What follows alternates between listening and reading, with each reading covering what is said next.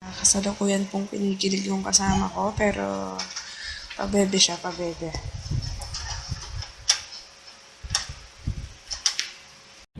Mahal na mahal ka daw niya. Oh my God. Ayan, kinikilig siya. Yes, oh my God, oh my God. Interviewin natin yung kinikilig kanina. Bali, ito na yung Croatia series. Be, kinikilig ka ba? Mahal mo na ba? Hindi. Oh? Hindi niya daw mahal, pero maghapon niya ini-stalk sa Facebook.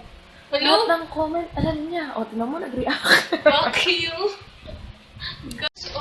So, ito yung chika.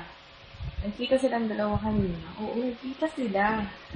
Alam mo yun, sinama nila ako para sa tanga. So, nagkita na nga sila. Tapos, hindi na daw mahal. Sabi na mag-isip daw siya, pero nasisip na kanina. Ba talagang pag-asa?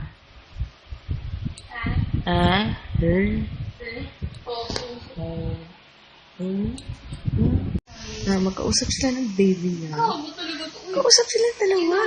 Hindi niya daw mahal yun. My God. Diba?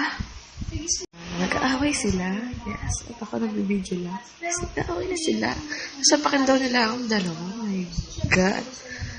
Oh my gosh. Kinukwento niya yung talambuhay ko sa baby niya. Ayun, nakakaloka sila. Oo, kinukwento niya. Pati sa boyfriend ko, kinukwento niya. Doon sa baby. Diba? Oh, diba? Drama na eh. Problema minsan sa mga babae. Maano naman nila. Sarili nila maamin sa sarili nila. Diba? Sila oh my gosh. Ito na po yung part 6 ng Pakialameran Tita. Kasalukuyan pa din po sila nag-aaway dahil sa amoy po nung baby.